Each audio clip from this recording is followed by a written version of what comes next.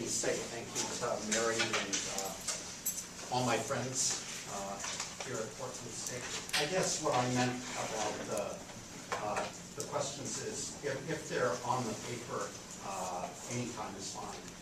But a topic like this opens up deeper thought, like why did Hank Paulson do what he did in the fall of 2008 or whatever. And those questions that are not exactly on the top of the paper, probably we should talk about it in the presentation, leading to my question, which is, when exactly should I be here? How long do we go until 4:30? Is that correct? Okay, so I'll be sure to be finished with my material before 4:30, so that there's time for your material as well. It has been economically truly an extraordinary 2.5 years now. It's hard to imagine that it's been 2.5 years since the outbreak of what we once so quaintly called the subprime crisis. But it has been, if anything, even more amazing for economic historians of the Great Depression than the rest of you. So one way I would put it is, until recently we thought that scholarship on the Great Depression was a purely academic interest, and now we know better. The way I put it sometimes is that whenever the economy turns down, as an economic historian who works heavily on the Great Depression, I get phone calls from journalists. You know, they're writing a story on this downturn, and they call up and they say, could this be the start of another Great Depression? To which my standard response is, of course not. We've learned the lessons of history. Policy is better now than it was then. Nothing like that could ever happen again. Now I've stopped taking the reporters' phone calls.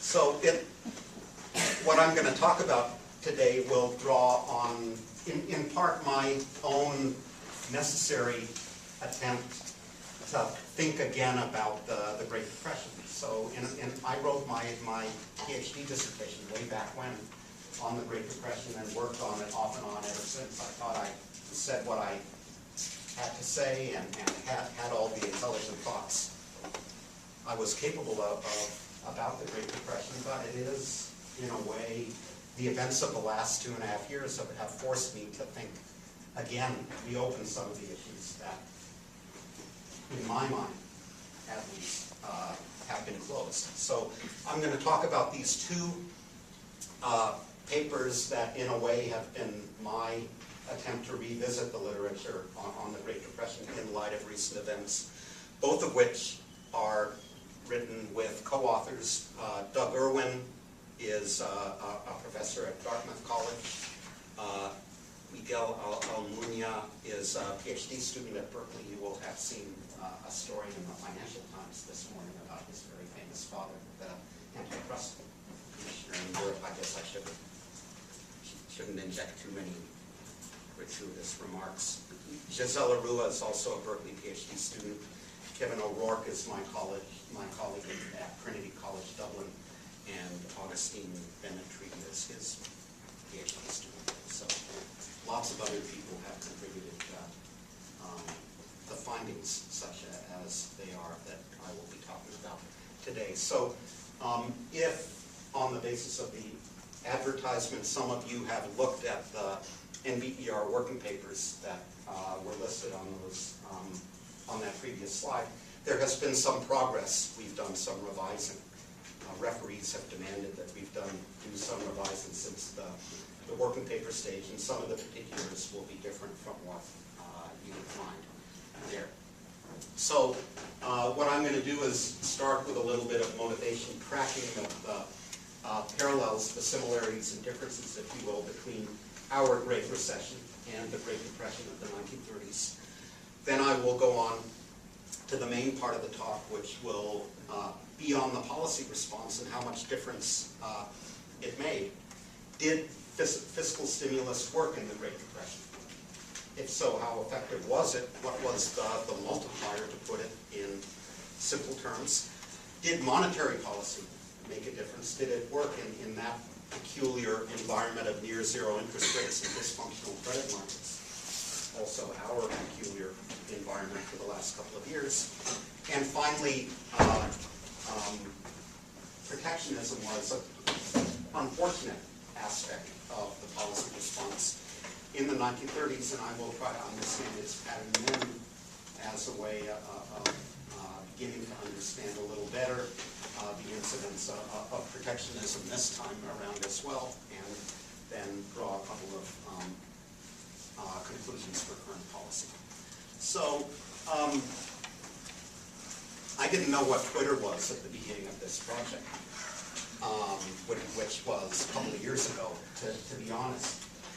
Kevin O'Rourke and I did some comparisons of the Great Depression and the Great Recession, and this went viral on Twitter.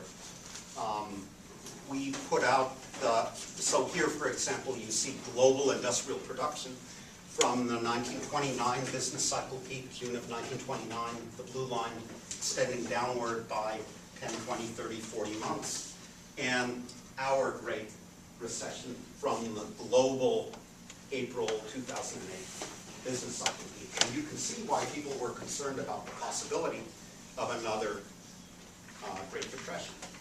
Globally, those lines, track one another. We put this up on a European policy website called VoxEU, where the most downloaded item had 8,000 page views. And we seemed to get 8,000 in about the first 15 minutes. I think we're up to 450,000 page views or something for these comparisons. So this resonated with people, is the point I'm making. Possibility that we were at risk of another Great Depression resonated with a lot of readers and viewers in the second half of last year. A few months make a big difference. So here's what's happened subsequently, same figure with a few more months added to the red line, and you can see that the world economy has pulled out of its death spiral. The nosedive has ended, and something is now, at least to an extent, reassuringly different. We have monthly data on industrial production, which is nice because governments in the 1920s and 30s, and governments now are able to gather and disseminate that information. Industrial production is not the whole economy, obviously. You would want to look at GDP as well, and there we have quarterly data for a few countries, quite a few countries now, very few countries in the 1920s and 1930s. So we looked at GDP data annually as well. If you look at the October 2009 World Economic Outlook of the International Monetary Fund, it estimates 1.1% global decline in GDP. If you look at Angus Madison's estimates for the Great Depression, in the U.S., GDP fell between 1929 and 1931, to remind you why the Great Depression was great, by fully 9%. That was a bigger economy-wide collapse of output than we've seen recently. But if you look globally, Madison has assembled estimates for 64 other countries. Outside the U.S., the decline between 1929 and 1931 was considerably smaller, only 1%. You add it all up, and you get something like a 2 to 3% fall in GDP between 1929 and 1931, somewhat larger than the 2008, the two-year fall, 2008-2009 fall in the more recent period. So the point I'm trying to make again is that there are strong parallels, not only in industrial production, but in output of goods and services economy-wide. And a variety of other variables kind of point to the same conclusion. We did actually even better globally at destroying stock market wealth in this crisis than they did in the Great Depression this time, last time. And you know there has been a stock market bounce, there's been a recovery subsequently. Again, a few more months make the picture look a little bit different. Not a whole lot different if you ask how are we doing overall now compared to then. World trade. This one is interesting and really striking. That a big part of the textbook story of the Great Depression is that as a result of counterproductive policy, we destroyed a lot of international trade.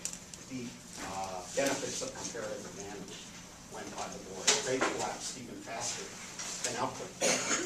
That has been even more dramatic this time around. And again, a few more months of data make this look a little bit less alarming. There was stabilization, and now there is recovery of trade. But the fact remains that international trade has collapsed even more dramatically this time, if you look globally, than was the case in the Great Depression. So I think that's an interesting research question. I would parenthetically observe that we don't understand fully why international trade reacted so much more negatively to this crisis than it did after 1929. It could be that there were disruptions to the supply of trade credit, that exporting firms couldn't get credit, so they couldn't export. You know, you need the credit now to buy the parts and materials to produce the exports for which you get paid later.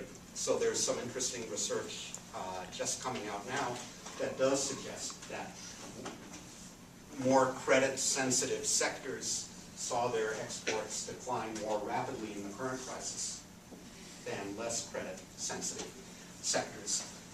I read the historical literature, however, as suggesting that the same kind of problems occurred then in response to the financial crisis of the early 1930s. So that doesn't answer the question entirely of why a faster trade collapse this time than then. It could be some shift in the composition of trade toward manufactures and away from foodstuffs. So, you know, the demand for food remains. So the fact that international trade is more manufacturing heavy now than it was then may be part of the explanation for the greater responsiveness. People say it could be production fragmentation, that trade collapsed more this time because the demand for the final products falls off, and the goods cross multiple borders, but now before they reach the final market. The parts and components are produced in Korea, they're assembled in China, they're finally exported to the US. So to the parts and components that go into that flat screen TV are exported twice, and that's why trade collapsed more dramatically. I don't think that's right, because what we're talking about here is the percentage decline in the volume of exports, and the denominator of that percentage is higher, not only the numerator, yet the same goods are crossing multiple borders. What has to happen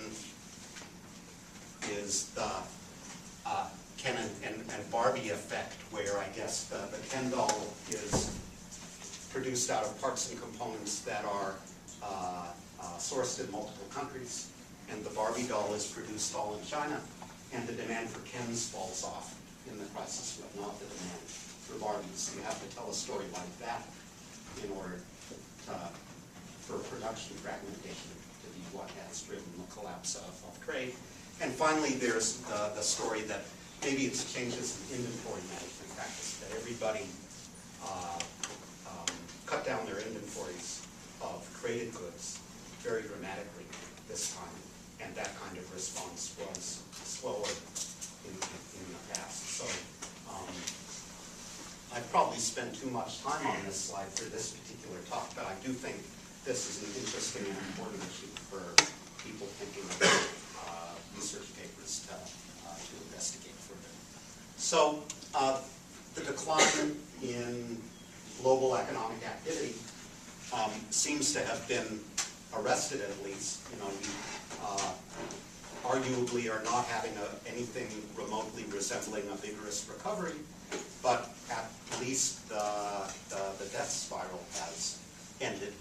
And the question becomes why, and in particular, how important has the policy response been in stabilizing the global economy? This is the obvious place to look, it seems to me, because the monetary policy response this time has been dramatically different from that in the Great Depression. The fiscal policy response has been dramatically different, and we have successfully avoided a severe outbreak of protectionism this time, like that which occurred in the 1930s. So here you can see some more comparisons of then and now. I should point out that when I look, say, at money supply figures for a broad range of countries in the 1920s and 30s, again, I'm limited to annual data, and I can talk with you if you want about why that's the case. So in order to do the comparison, I push it back to a few years, starting in 1925 and starting in 2004. So those are our business cycle expansions from 2004 through 2007, from 1925 through 1929. And what you can see is that when things start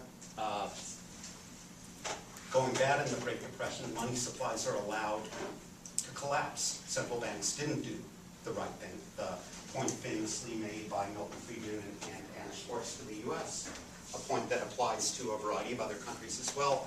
This time, you know, central banks have done something very different. They have done everything in their power to support, maintain the continued expansion of supplies of money and credit. So this one collapses, the red one for the current episode keeps rising. The contrast is also evident for fiscal policy. So the relevant lines here are the blue one, the world starting in 1925, and the black line, the world starting in 2004. And basically the story is the same, that budgets are allowed to go deep into deficit in response to the crisis. Not so to the same extent. Fiscal policy wasn't used in the same way in the 1930s. So why the different policy response? One answer would be because lots of our current policy elites have sat through seminars like this one, that there is a powerful historical narrative. Policymakers have learned the lessons of history. They have been taught that not responding to a crisis, as was the case in the 1930s, can allow that problem just to spiral out of control, and they have taken to heart the idea that they needed to respond in 2008, 2009 very aggressively, both on the monetary and fiscal front. They had the capacity to respond. Another answer would go because monetary policymakers in particular were not constrained by fixed exchange rates. So in the 1920s and 1930s, in the 1920s and into the 1930s, exchange rates were pegged under the gold standard that was maintained by virtually every country. And that limited the policy room for maneuver, the policy freedom of central banks. Now almost nobody has fixed exchange rates. There are a few countries, Bulgaria was mentioned at lunch, Latvia. We can think about countries within the euro area as having the equivalent of pegged currencies, although they don't have currencies of their own, but the policy consequences are the same. Their examples notwithstanding to the contrary, most countries don't have to defend a particular value of the exchange rate, so the central bank is free to cut interest rates, even if the currency declines as a result. And finally, there is the argument that policy differed this time because of the particular individuals who were in the pilots' seat. So there are the two Bens. You know the Ben on the right, who happens to be a scholar of the Great Depression, knows this experience, and I think that informed, for better and for worse, the way he responded this time. The man on the left is his equivalent in the 1920s, Ben Strong. He was the governor of the Federal Reserve Bank of New York, which was where the power resided in the 1920s. He was the brains of the Federal Reserve System, and he actually understood what a central bank should do in response to a financial crisis, having helped J.P. Morgan resolve the financial crisis of 1907.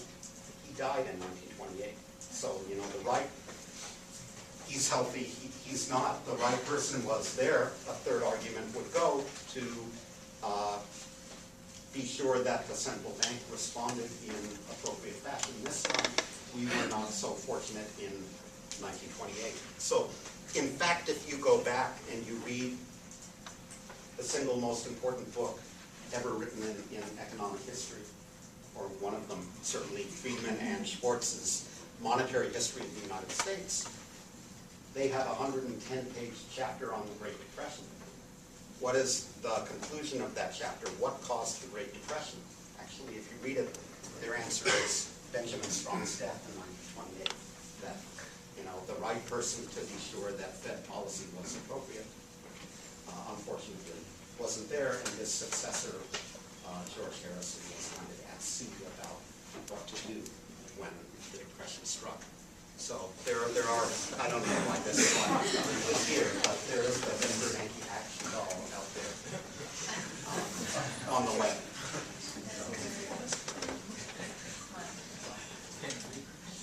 So read the safety warning.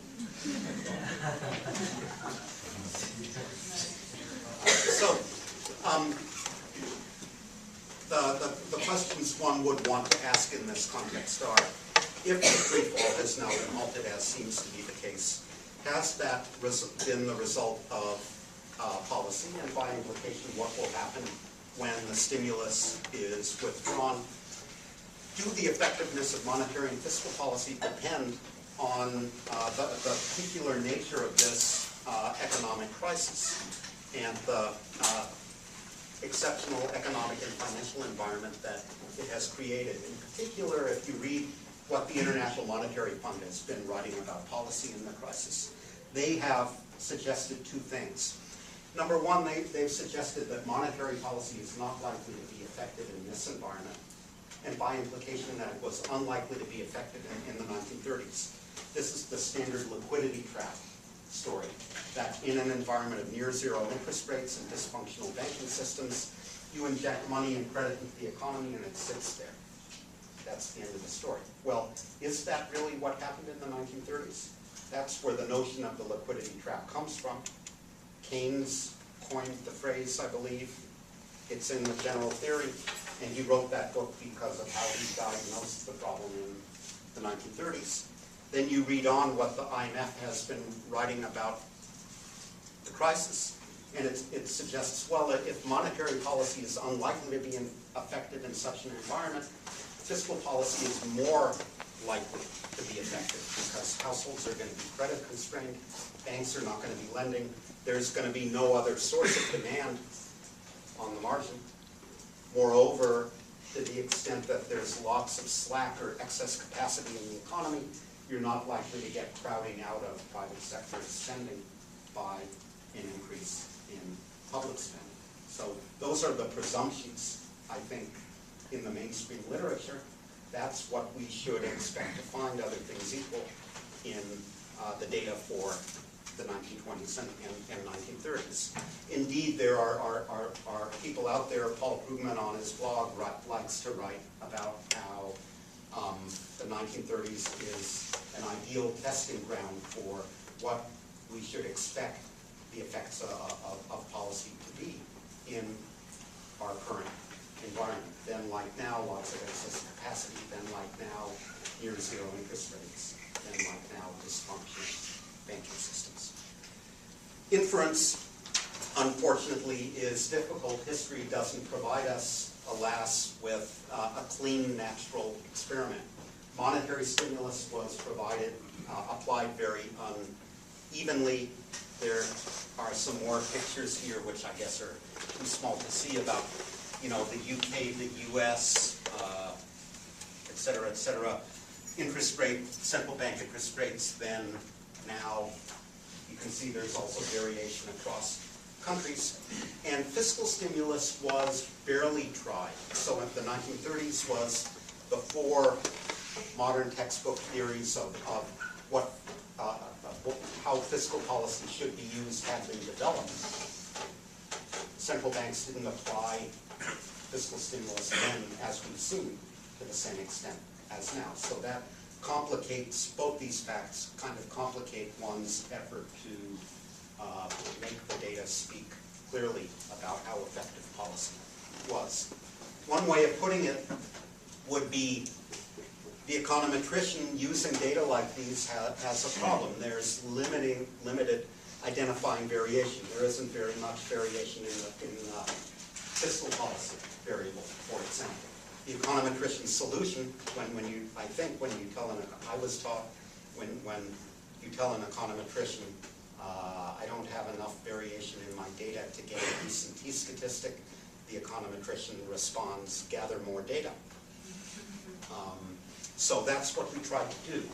Rather than analyzing the effect, attempting to extract information about the effectiveness of monetary and fiscal policy in the United States, we gathered data for 27 countries annually, giving us something approaching 400 observations, and used econometric techniques, panel data techniques suitable for pooling data over time and for a variety of different countries. So I could tell you stories about gathering these data, which are now up on the web, because I think the main value added here is actually putting together data on GDP, monetary policy, and government budgets that are reasonably comparable across countries. So the interwar equivalent of the International Monetary Fund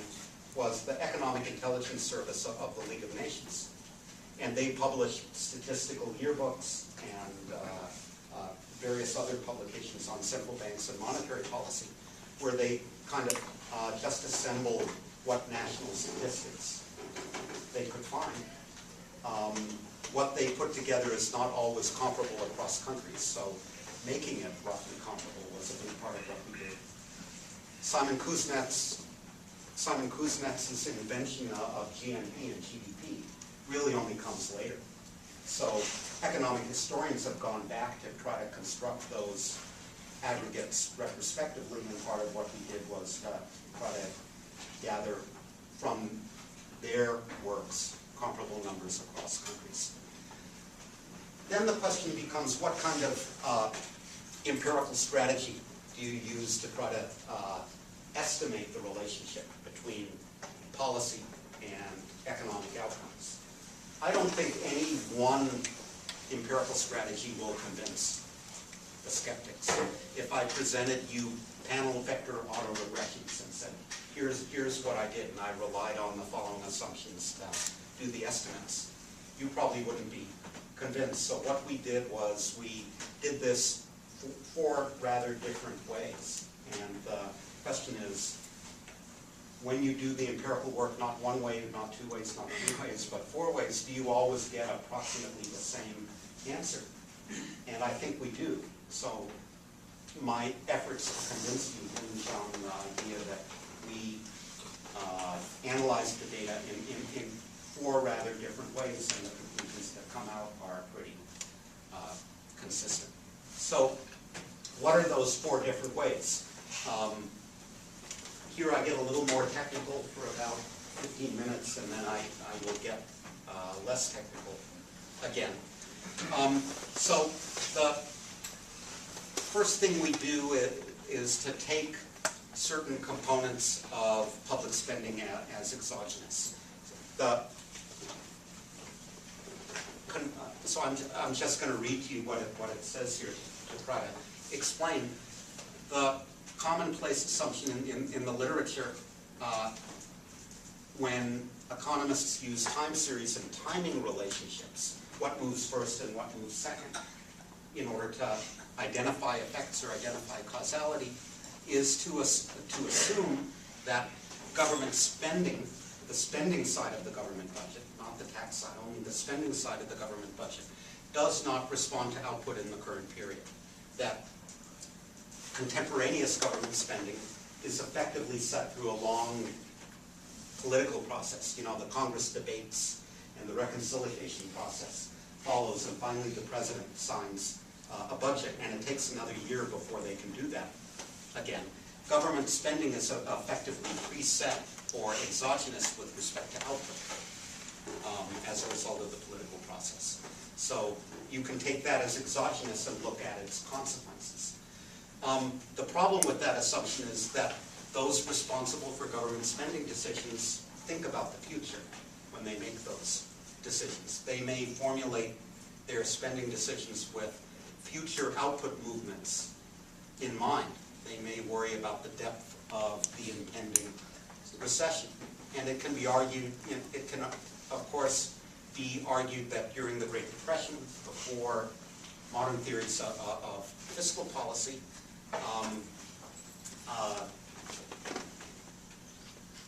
politicians and economic officials didn't do that. Regardless of that, I think the assumption is strong. What we do, following people like Blanchard and Parati and Barrow and Redlich, is to look at the effects of a particular form of government spending. So we don't look at government spending, we look at defense spending. And we argue it's more plausible that defense spending is exogenous. It's not the thing that governments typically ramp up in response to a recession. And its level is set by things occurring outside the economy. So we see in our data set a big increase in Italian government spending in 1935. Why is that? Because they start fighting a war in Ethiopia, what was then called Abyssinia. We see German public spending defense spending beginning to ramp up in the 1930s. And you'll know why that was. That was Hitler, and British defense spending begins to ramp up in response with a lag of a couple of years. Again, things outside the economy are driving that. That makes it defensible to say the defense spending impulse is exogenous and the economic effects then can be analyzed. So, as I said, we use annual data for 27 countries. For the master's students in the audience, we include country fixed effects, linear trends, year dummies in our baseline specification. We look at models both in levels and differences. And as I said before, we assume that defense spending does not react in the same year to shocks to either output or taxes or the interest rate controlled by the central bank discount rate. We assume that output does not react in the current year to shocks to taxes and the interest rate, and that taxes don't react in the same year to shocks to the interest rate. That, for better or for worse, is what people who use these kind of time series methods to look at the effects of fiscal policy have done using modern data. And there are justifications in the literature for all those assumptions that you put defense spending first in this ordering. I've explained that assumption to you. The idea that taxes come after government spending is defended on the grounds that government expenditure is planned in the budget, but taxes depend on what happens subsequently to the economy. Finally, the assumption that monetary policy shocks don't affect output in the current year is defended in the literature on the grounds that monetary policy works with lags, only variable lags. So we put the central bank discount rate following Cristiano and others in the last position. So I'm going to, either people know this literature and therefore they understand the slide, or they don't read the literature and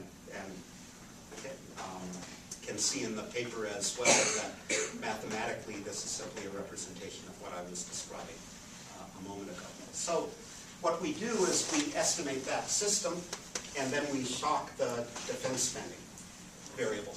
Actually, we estimate that system where all the variables are expressed in levels, the level of GDP, the level of the central bank discount rate, the level of defense spending, and we estimate the model in first differences as well, the change in all of the above. So look first at the effects of a positive shock to defense spending in the model in differences. So that's what you see up here. We say let's increase the level of defense spending by a standard deviation, and over time it dies back down again to where it started. What happens to output? Well, output responds positively, and that positive response is there if you allow for a couple of standard deviations in the response, either up or down. Because output goes up, tax revenues go up as well, there is kind of a peculiar decline in the level of interest rates in this particular simulation that goes away over time. So that's a first indication that even in the interwar data, where you don't have a lot of variation in fiscal policy, it looks like fiscal policy had a significant positive impact on output, and I'll tell you in a moment about how big. Here's the same thing with the variables all in levels, and the results are basically the same. Defense spending goes up, output goes up, taxes go up. There's a slightly peculiar response on impact of the interest rate, but then it moves kind of in the direction you would expect. The fiscal multipliers are big in these simulations. The multiplier, when the Council of Economic Advisors talked about the stimulus, it was assuming a multiplier of 1.5, I think, something like that. We get an impact multiplier in the first year of 2.5. And after the first year, it becomes considerably smaller. So these multipliers are on the high side of those in the literature. I would assert that that makes sense. You would expect them to be larger in this environment of zero interest rates and excess capacity, where you wouldn't expect to see crowding out. Multipliers ought to be bigger than they would be when you estimated models like these on data for the 1960s, 1970s, 1980s, and 1990s. There is a small positive impact in simulations like this one on the level of interest rates, but it's very, very, a very small one. So the conclusion, Carrie Brown was an MIT professor who wrote the first modern article in 1956 on the effects of fiscal policy in the Great Depression. And his conclusion, using the methods then current, was fiscal policy didn't work in the 1930s not because it was ineffective, but because it wasn't tried. And that's very much the implication of these results as well. So we can do the same thing for the effectiveness of monetary policy. An increase in the central bank interest rate, that's either a negative shock to output or a zero effect if you believe that liquidity trap effects should have been prevalent. So if we look first at the model in differences, you can see here the negative shock to monetary policy, big increase in the level of interest rates that dies down subsequently. There is an effect on output, and it's significant by the conventional method. So this is at odds with the liquidity trap view that monetary policy should have been ineffective in this environment, and I'll give you my intuition in a couple of moments. components about why we actually find an effect here. So I should come clean and acknowledge that our results for monetary policy are weaker than our results for fiscal policy. I think you'll see that as a pattern. So, you know, here we saw the same thing in the model in differences in the model in levels. Here we see a significant negative effect on output of an increase of a monetary tightening with the model in differences, but only an insignificant one. Here, you know, almost the same thing, but you know, the two standard error bands span the horizontal line. Unfortunately for your authors, in that here, the particular result does vary with the method, but only a little bit. Then we did a bunch of sensitivity analysis, a bunch of different robustness checks. We did the same thing, substituting government spending for defense spending. Didn't change our results. We included both defense spending and non-defense spending separately. The results get messier, but they're basically the same. We excluded the country dummies, the country fixed effects, which can be problematic when you have lots of countries and only a relatively short time series. We included additional lags of each variable. We excluded the year dummies and the time trends. We made different assumptions about the ordering of the variables. You can read the paper. Basically, we find that these results hold up. I'm comfortable with the conclusions that I just showed you. So an alternative approach to the same question is not to rely on exclusion restrictions. So the assumptions about the ordering of variables was basically a way to force certain coefficients in the regressions to be zero, that there's no positive or negative coefficient on a particular variable in the current year. Another way of doing this would be to simply run four separate regressions with the four variables of interest on the left, estimate all the coefficients, and then just shock the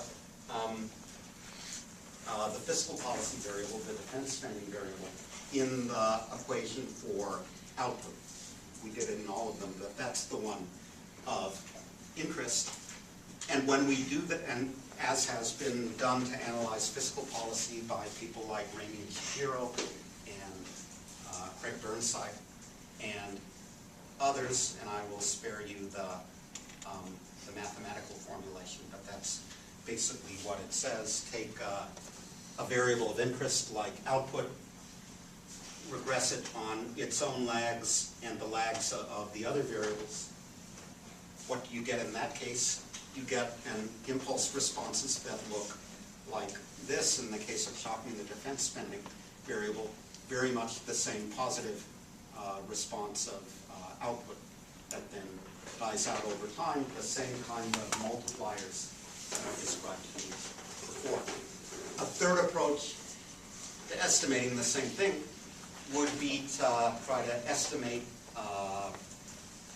standard panel regressions, but using instrumental variables to identify the impact of the explanatory variables on the dependent variable. So here what we do is we basically regress output on a measure of monetary policy and a measure of fiscal policy.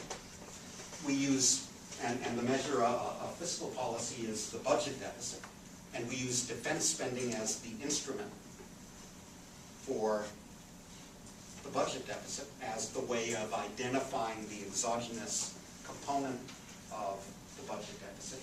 We use whether a country was on or off the gold standard and had the freedom to move monetary policy or not as the instrument for the central bank discount rate. And so I think there are good economic and historical reasons to think those are good instruments. I gave you the argument for why defense spending is a good instrument for fiscal policy. It's exogenous to the current state of the economy, broadly speaking. And it's an important part of the budget. It satisfies the relevance criterion for a good instrument. And there's a good historical argument for why the stance of fiscal policy was importantly affected by whether you were on the gold standard or not. And whether you were on the gold standard or not depended on your prior history. Among other things, whether you suffered high inflation in the early 1920s. Countries that had were reluctant to abandon the gold standard and run it. They thought they were running the same risk as they did in the 1930s. So this is a rather different methodology, and it yields the same conclusion. Expansionary monetary policy and expansionary fiscal policy both boost output, but just as before, the effects for fiscal policy are more robust than those for monetary policy. So the dependent variable is the growth of GDP. This is the change in government spending. This is the change in the central bank discount rate. This is a constant term, coefficient standard errors, little asterisk for significance at conventional levels. And you basically, I was going to say you see what you would expect. I see what I would expect, that an increase in government spending instrumented in the third and fourth column has a significant positive effect on the growth of output. An increase in the central bank discount rate, tightening of monetary policy depresses the growth of output. These are more precisely estimated than those, just as in the previous exercise. I worry, when we look at the first stage progressions, we find that the monetary policy, the instrument for monetary policy is relatively weak, which is another way of understanding why we found what we did. We also did one thing recently that I think is kind of interesting. A lot of people worry nowadays about expansionary fiscal policy. It won't work because it creates a lot of debt. And people worry about the impact of indebtedness on the economy in the future. We read about that argument in the blogosphere, I'm sure, like I do. So what we did was we added an interaction of our government spending variable with the debt ratio in the given country in the given year. And that interaction term entered with a negative coefficient that was usually significant, that fiscal policy works less well in countries with heavy debt loads already, because fiscal expansion begins to raise worries about debt sustainability. That's what everybody is talking about, either prudently or prematurely at the moment in the United States and other countries. What we find in the interwar data is that that interaction effect neutralizes the direct effect of fiscal policy when the debt ratio is somewhere between 114% and 240%. So you know what the debt ratio in the United States is at the moment, right? 70%. So I don't know. One doesn't want to read too much. Pardon me? It's just a long range. Well, so it is. I should have just given you one number, right? But that's what you find depending on whether you include the year values or not in the regression. What do you mean by year effects or not having year effects? So when we run a regression like this, we pool all the data for 27 countries and 15 years, and we regress the growth of GDP on government spending, on the change in the central bank discount rate, and then we will either yes or no include a series of dummy variables for 1925, 1926, 1927, 1928. We're effectively allowing a different constant for each year. GDP growth may have differed across years for reasons that we're not adequately controlling for otherwise, and that's what the year fixed effects are designed to pick up. So when you think about it that way, almost certainly the year fixed effects ought to be included, because the two policy variables are not capturing all of the reasons why growth varied over time. So going back to this one, with the year effects, probably a lot of people from that should be thinking about. Can you say the year, just for those year values one more time? Sorry. So the data go from 1925 through 1939. And year fixed effects basically include a year dummy variable for each year following the month. So the final thing we do is that same exercise, but instead of looking at just the change in government spending or just the level of government spending, we try to identify a shock to fiscal policy. So we regress government spending on its own values, and we put the residual from that, the shock to fiscal policy that can't be explained by how fiscal policy just evolves over time, in as the right-hand side variable. So as I say, we do it two ways. We regress fiscal policy on one of its own lags, extract the residual, or two of its own lags, lag 1 year and lag 2 years, and again extract the residual as the measure of fiscal shocks.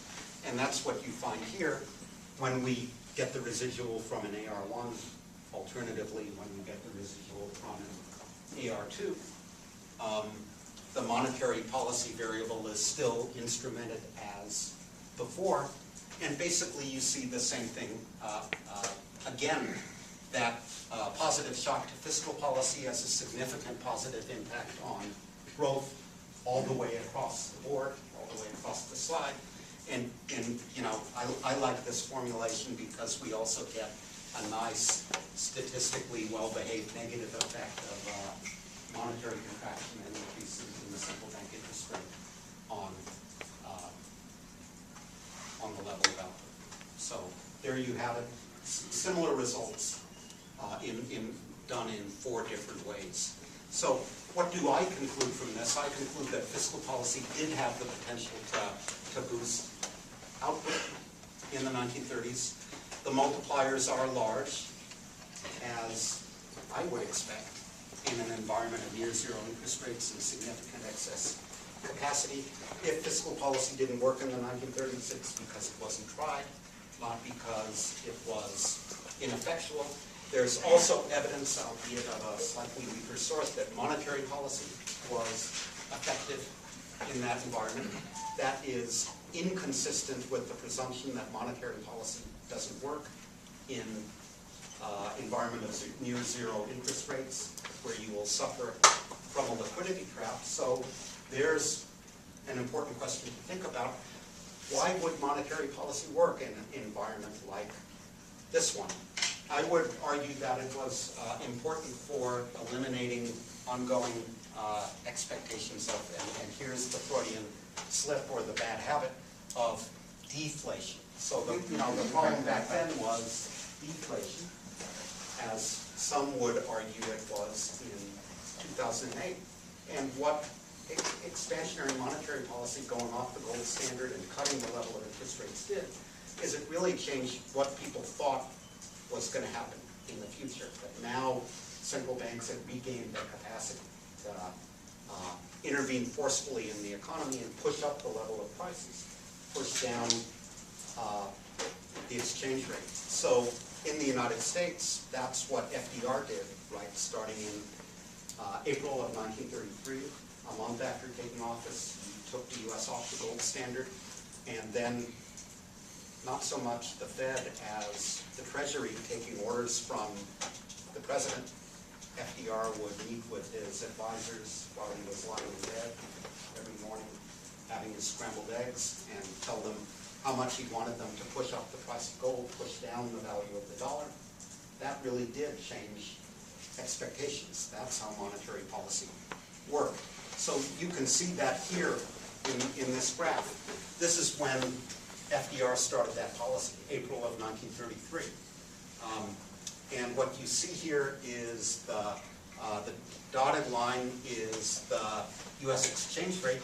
He begins to push it up against foreign currencies, devalue the dollar, and you can see what that did in commodity markets. This is the price of cotton. I I take this from an article by Peter Kennedy, MIT economic historian. So you can really see how, I think in graphs like this, how expectations were dramatically transformed by the change in monetary policy. And you see it here too in what happened to the level of investment. So this line is consumption in the US. This is a proxy for investment. Again, people's expectations were quite dramatically transformed by this change in policy regime. That, to my mind, is why monetary policy worked. So finally, there was this one, here I'll be quick. There was this one more important policy, which was also a policy mistake, namely trade protectionism. That's a famous figure that originated in a German think tank in the 1930s and was picked up by the League of Nations, the contracting spiral of world trade. So the further you are from the center of the spider web, the higher the level of trade. And this is January, February, March, April 1929, 1930. You can see how trade is lower every successive month pretty much than it was before, and definitely lower every year than it was in a comparable month the year before. People were worried about this more recently as well. So the IMF reads those old League of Nations documents. Two, we seem to have embarked on the same downward spiral. In fact, I think what happened in the 1930s is not so obvious. So standard accounts of the period say there was a surge of protectionism around the world. Everybody erected tariff barriers to trade and imposed quantitative controls on their trade, and trade spiraled downward as they sought to bottle up, counterproductively bottle up the available demand at home. If you look at the data, it's not so clear that that's accurate. So what I have here is average tariff rates, one of many imperfect proxies for the level of protection. Import taxes as a share of the value of imports. Import taxes as a share of the value of imports. That's my proxy here for average tariffs. In 1928, the blue line, 1935, the red line, and 1938, the green line. The important action, obviously, is between 28, before the Depression, and 35, after these things have played out. And you can see that there are some countries where there are, I happen to be over here by Switzerland, big increases in average tariff rates from like 8% to like 23% or something between 1928 and 1935. And then there are other cases like Denmark, where there's only a small increase from 5 to 8. In Japan, where there's a small decrease. There seems to be something you need to explain. Why did some countries respond by restricting, using policy to restrict imports so dramatically, where others didn't? And there is a link here with what we just went through for the last hour. So my answer is that, you can kind of see it from the way the figure is constructed. These are the countries that went off the gold standard, pretty much. They didn't hike tariffs to the same extent as countries which remained on the gold standard all through the Depression. Countries which had other policies that they could use to increase the level of demand were not so inclined to use tariffs to bottle up the available demand at home. Countries that couldn't support demand through other means used tariffs to be sure that if there was any domestic spending, it would be on domestic goods. That's basically the story, and I can roll it out for you relatively quickly. So you can kind of see that here, that countries that went off the gold standard and depreciated their currencies, while output had been falling between 1929 and 1932, if you compare 29 with 34, they were actually able to recover, and the level of output was higher by 34 than it had been in 29. They therefore didn't feel obliged to resort to protectionism to the same extent. Look at the countries that remained on the gold standard. Output went down in the first 3 years. It went down in the first 5 years of the Depression. It went down overall in the first 7 years of the Depression. Not being able to support the level of demand, they bottled it up using counterproductive trade policies at home. So let me give you a little bit more systematic evidence on that. You can regress the change in the tariff rate between 28 and 35 on the change in the exchange rate. And you would expect there to be a relationship that when a country, this is how things happen to be measured here, devalued its exchange rate by a lot, it was less inclined to raise the level of tariffs by a lot. When it devalued not at all, it was more inclined to raise the level of tariffs. That's why this average line is downward. So there's lots of interesting stories to talk about here. What was going on in Poland and Hungary, other policies, exchange controls were going on. What explains the UK as a big outlier? There's a particular political story there. I could probably talk about each of these data points if you want, but you don't want me to do that. You can actually do this for a much larger sample of both emerging markets and industrial countries, and you basically get the same kind of downward sloping relationship. So now you may be thinking that I'm really a heroic econometrician to say that this is a significant negative. You know, that's the least squares regression line, but it's not a very good fit. So you can add controls to the regression to make it a better fit.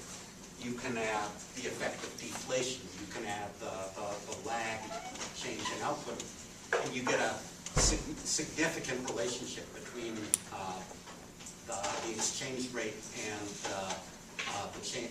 This is actually the change in the exchange rate and the change in the tariff, estimated pretty well. It turns out, again, using panel methods and a function of years and countries. We've done it with instruments as well, instrumenting the change in the exchange rate using that gold standard variable and some other stuff, and you basically get the same thing again. We were able to find much more limited data on quota restrictions, so that you could, and countries did use tariffs to limit imports. They also used quotas. Here is the data on the share of imports subject to quota restrictions. Countries on the gold standard used them more than countries which abandoned the gold standard relatively early. Consistent again with the story. This slide didn't come out too well. Exchange controls behave the same way. And the change in the volume of trade, the trade policy output as opposed to the trade policy inputs, behaves the same way as well. That if you went off the gold standard relatively early, my co-author is half Danish, and he has a story about why Denmark is not building it. So I think the implications are, the message for today would appear to be to avoid protectionism. Stimulate that countries that were more inclined to use monetary and fiscal stimulus to stabilize their economies and stabilize the level of demand didn't have to resort to protectionism to bottle up the available spending. I think actually the implications are a bit more subtle than that. In the 1930s, stimulus in practice meant primarily monetary stimulus. As I said, there isn't much variation in the fiscal data. The modern case for fiscal policy hadn't been discovered, if you will. Monetary stimulus benefited the initiating country. It cut interest rates, liberalized credit conditions, let its currency decline on the foreign exchange market. That had a negative effect on its trading partners. That was a beggar thy neighbor policy, if you will. Other countries saw their exchange rate strengthen and their own exports decline as a result. So those other countries then responded by erecting tariff barriers. Now, so stimulus in one country increased the pressure for its neighbors to respond in protectionist fashion. The story now is a little bit different. Now, in addition, we have seen countries around the world applying fiscal stimulus. And normally one thinks that fiscal stimulus in one country also benefits its neighbors. An increase in government spending in the United States means more demand here, but among other things, it means more demand for the goods of other countries. So I think when I presented I don't know whether this example is still applicable or not. When the U.S. engages in fiscal stimulus in 2008, Americans buy more Fords, but they also buy more Toyotas. I guess that is still apropos for 2008. So in this case, what's good for the U.S. is good for Japan. The problem being that Americans get unhappy about the fact that other countries are free riding on our fiscal stimulus by undertaking that $787 billion fiscal stimulus 2 years ago, or whenever it was. Other countries, we were basically saddling our grandchildren with more debt in the future, and Japan was benefiting because it could export more Toyotas at our expense. So that gave rise for pressure for Buy America kind of provisions to be associated with the stimulus. It's the active country in the current case rather than the passive one that has an incentive to respond in a protectionist fashion. But I think the implication that comes out of this is to avoid protectionism, everybody should respond to an incipient depression in the same way by applying the relevant stabilizing measures. That would be the way to avoid the protectionist threat. So I found this figure yesterday, actually, which is the number of discriminatory trade measures implemented since the first G20 crisis-related summit, which must have been in April of 2008, if I recall correctly.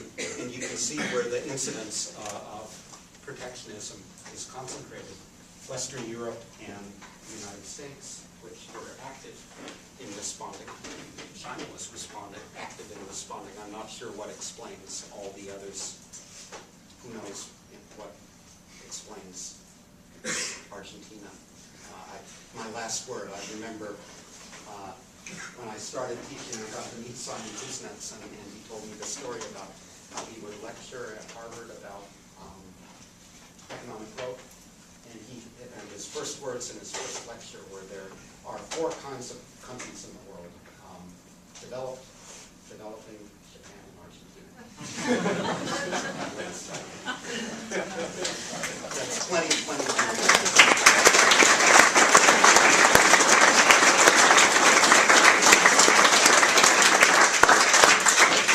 This is your chance to ask directed questions or about Hank Paulson or China or any other thing. Don't forget, there are linked papers, 2 or 3, on the PSU Econ Department website.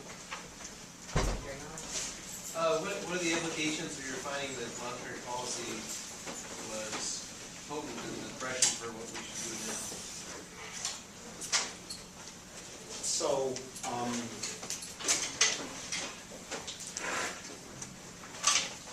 I have been using these results for a while to argue that in these near depression conditions, monetary policy can be effective, and that central banks were right to cut interest rates aggressively and engage in unconventional measures as well. I think the historical data supports the idea that that was the right way to respond. We don't look explicitly at potential inflationary consequences in this empirical work, but my own reading of the data on the 1930s is that in that environment and in our current environment, the risk of inflation is still a long way down the road, that central banks have the instruments with which to reverse out the potentially inflationary consequences of their actions. There's a big debate now about how to exit and when to exit. These results don't speak directly to that. I have my personal views about the dangers of exiting too fast. But I guess, the slide about the Ben Bernanke action figure notwithstanding, this presentation doesn't say much about the next monetary policy problem, which will be the exit. I think the one difference I can think of about the current global crisis from the Great Depression is that nowadays many countries by some sort of welfare state, then also many countries are experiencing rapid growth in the growth rate. So many countries are experiencing some kind of aging population issues. What do you think about the impact of aging populations on the outlier effect of fiscal policy? I'm asking you because I'm from Japan. The debt ratio is about 200% of GDP, so in that kind of environment, fiscal outlier cannot be that high. So, since you're from Japan, you will have to explain to me later how it is in Japan that such high debt ratios have been not been a source of greater concern. We in the United States are extremely often bothered about a debt ratio of 70%, and even net debt ratios in Japan are something like that. I guess my answer to you would be that demographics are largely irrelevant to the kind of impulse responses that we were looking at here. Very short business cycle frequencies. Demographics don't matter. They matter for medium-term growth potential and things like that. Where they're important, I suppose, is at what level of debt you have to become concerned about the capacity of the economy to service it. So the United States is in a better position than Japan because we're more immigration friendly and we have higher fertility rates, which means that there will be more bodies around in the future to service the debt that we are unfortunately being forced to incur as a result of the current crisis. That tends to be how I think about it. What would you say the recent suggestion by the IMF, but by Logic, to raise inflation targets to 4%? Yeah, so there was a International Monetary Fund paper, I guess, last week that struck me as the kind of thing that the fund should be doing. It's called something like Rethinking Macroeconomic Policy, and it raised a bunch of questions about whether the received wisdom about how policymakers go about their business should be challenged. And one of the things that they suggested was it might be desirable for central banks to target an inflation rate that averaged about 4% rather than one that averaged about 2%. So I haven't quite figured out what to think myself about that. There was an article yesterday on the Times saying it's a horrible idea because of, or it was economist, I can't remember. Yeah, so there, I haven't gotten my comments from the but the arguments are that if a bad inflationary thing happens, you don't have a lot of room to cut in. You're more likely to run into a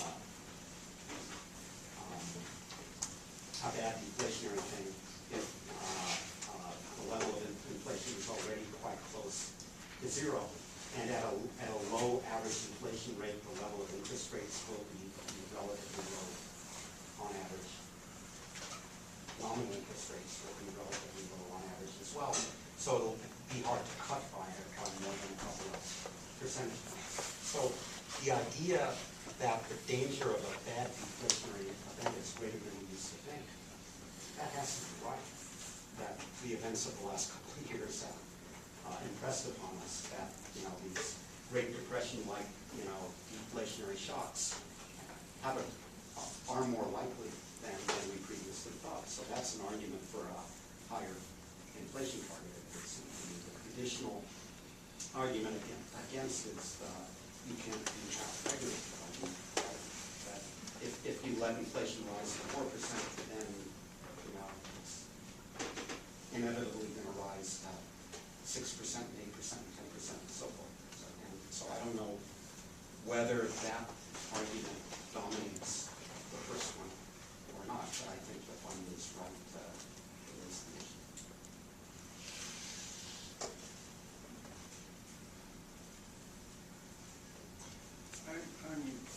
I don't disagree with what you've done here, but I'm worried about the positive fiscal effect being primarily measured by military. We know that certainly Germany was out of the Depression well ahead of us. And I personally don't think that Mr. Hitler knew enough economics to have an opinion of any sort. I think he just wanted to kill his neighbors. But it still works economically, and it's a very unfortunate lesson. And if you applied it now with your recent results, your recent conclusion would seem right to me that our expansionary fiscal policy expands them as well as us. Wouldn't another Cold War just solve this problem? So I would want to draw a strong distinction here between econometric device and a policy prescription. So, I hope I was understood as not necessarily advocating increases in defense spending, but simply observing that defense spending often has a life of its own, and it depends on what the Pentagon thinks Iran's intentions are, and not on the recession. And that allows me to identify an effect. But the other thing, so I would add to that two other things. Number one, it's not necessary that Mr. Hitler or Mr. Mussolini understood that what they were doing was Keynesian fiscal policy in order for me to identify an effect. And finally, there a couple of those sensitivity analyses looked at total government spending rather than only defense spending. They look pretty, the results there look pretty similar as well.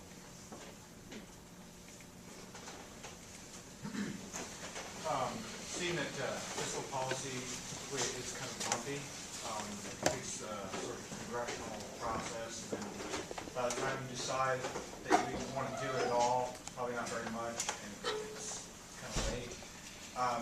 What are your thoughts on maybe revamping the automatic stabilizer approach, maybe sort of a buffer stock employer left for that?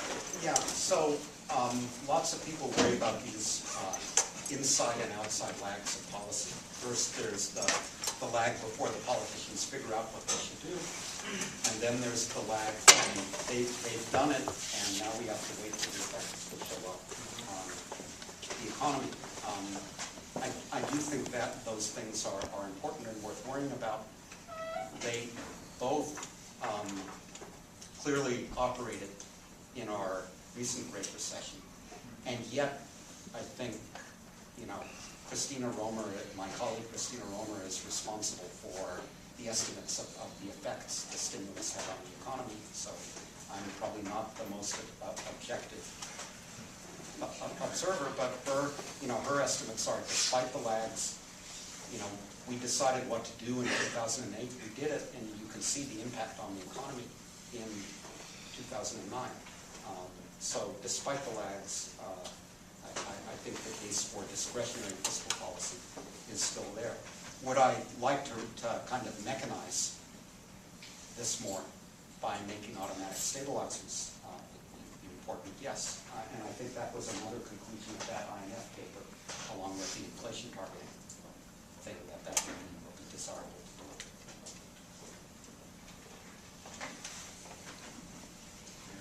Maybe I could take you really far afield then and ask you if, and out into the future, and ask you, you know, if we are looking toward an era where the dollar is less important in the global operations, how do you think that trajectory will work for the U.S.? What kinds of things will it mean for the U.S. economy if we are no longer the central currency?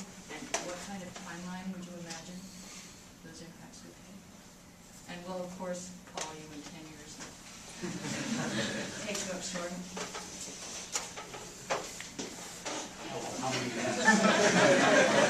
So, you know, I think a world with where the dollar has to, you know, share its exorbitant privilege as the international currency with the euro and the Chinese renminbi and possibly other units is coming. And 10 years might be the right time horizon or not. One can tell the story in two different ways, I think, with two very different implications for the United States. So the first scenario would be kind of the world becomes, what's the word we should use, more multipolar. You know, the international financial system becomes more multipolar, and there's a gradual shift over time where the dollar isn't used to invoice the majority of the world's trade, but only a third of it.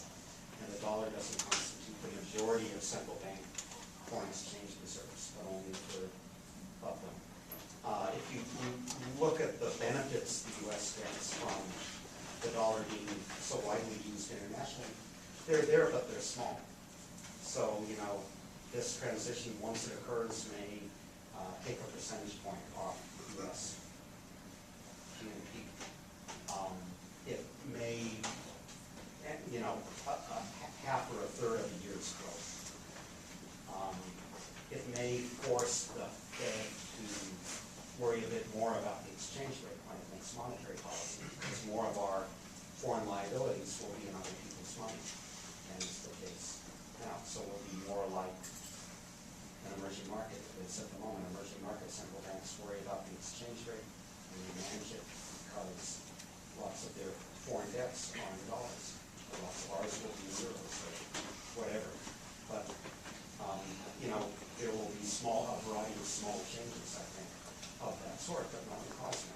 Then there's the other scenario, which is a dollar crash, where, you know, however far-fetched, imagine that there's political deadlock in Washington, D.C., and that we can't deal with our budget problem, and that, you know, there are deficits as far as the eye can see, and foreigners decide that the country is going to inflate away its debt, and they dump all their dollars. And everybody runs away from the dollar for other currencies that are stronger and more stable. So you've got to pause and ask what other currencies, as you spin out that scenario, right? One can imagine big economic problems, economic and financial problems resulting from political gridlock in the United States, but one can also imagine them in, say, Europe. Take an example of random, but in a dollar crash scenario where we mismanage our policies terribly and everybody runs away from the dollar, then everything I described to you before happens much more dramatically with much bigger costs associated with it.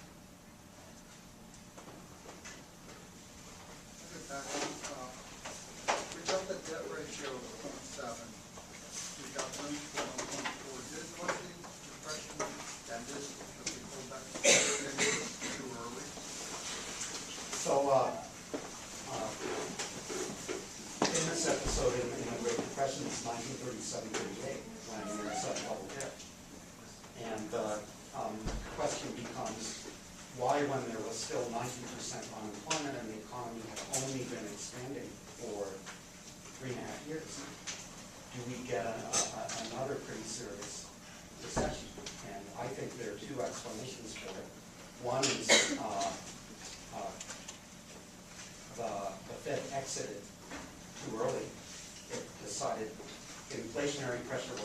up because it saw a lot of reserves lying around in the banking system. And it raised reserve requirements quite dramatically, and the banks stopped lending. They only slowly started after the three great banking crises of the early 1930s, and they stopped again. So I think that's a cautionary tale for the Fed. And the other one is that everybody had gotten all bent out of whack by the deficits, and there was a tax increase in 1937, and I think that's a cautionary tale as well. That one wasn't as severe as the preceding ones, in part because the rest of the world had delayed on us. They had floating exchange rates. Just because we tightened monetary policy, they didn't have to do the same thing because they were more or less floating against the world.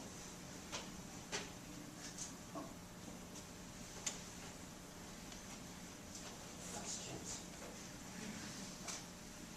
This is your moment.